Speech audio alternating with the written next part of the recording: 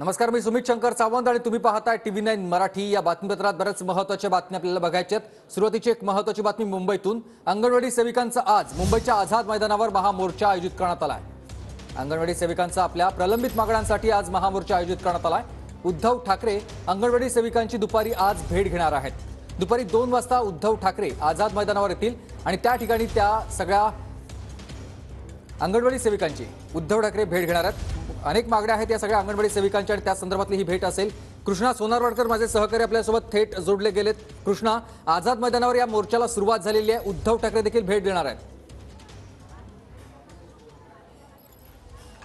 सुमित, आपण पाहतो की राज्यभरामध्ये अंगणवाडी सेविकांनी ठिकठिकाणी आंदोलन केल्यानंतर आता मुंबईच्या आझाद मैदानामध्ये अंगणवाडी सेविकांचं आंदोलन जे आहे ते सुरू झालेलं आहे। आपण पाहतोय की मोठ्या संख्येनं राज्यभरातून अंगणवाडी सेविका ज्या आहेत त्या मुंबईमध्ये पोहोचलेल्या आहेत आणि मुंबईच्या आझाद मैदानामध्ये त्यांचं हे उपोषण जे आहे ते सुरू झालेलं आहे।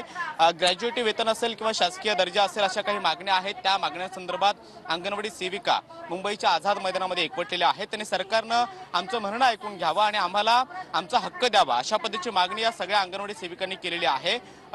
उद्धव ठाकरे सुद्धा दुपारी या ठिकाणी येतील आणि या अंगणवाडी सेविकांची भेट घेतील असं सुद्धा कळतं आहे। आपण पाहतोय की मुंबईच्या आझाद मैदानामध्ये महाराष्ट्राच्या कानाकोपऱ्यातून या सगळ्या अंगणवाडी सेविका ज्या आहेत त्या आता पोहोचलेल्या आहेत आणि नागपूरमध्ये जेव्हा अधिवेशन सुरू होतं त्यावेळी सुद्धा अधिवेशनाच्या दरम्यान या अंगणवाडी सेविकांनी तिथेही आंदोलन केलेलं होतं। मात्र सरकारसोबत वारंवार चर्चा होऊन सुद्धा कोणताही तोडगा या संपावरती निघालेला नाही आणि म्हणूनच आता मुंबईच्या आझाद मैदानामध्ये हे महामोर्चाचं आयोजन जे आहे ते करण्यात आलेलं आहे। स्टेज सुद्धा उभारण्यात आलेला आहे जिथे प्रमुख काही नेते ते भेटीगाठीसाठी येतील ते सुद्धा संबोधित त्या स्टेजवरनं करतील आणि उद्धव ठाकरे सुद्धा दुपारच्या सुमारास या ठिकाणी येऊन अंगणवाडी सेविकांशी संवाद साधतील अशी सुद्धा माहिती मिळते आहे। मात्र या सगळ्या परिसरामध्ये मोठ्या प्रमाणामध्ये गर्दी झालेली आहे। अजून सुद्धा पाठीमागे पाहतोय की अंगणवाडी सेविका आझाद मैदानामध्ये येत आहेत।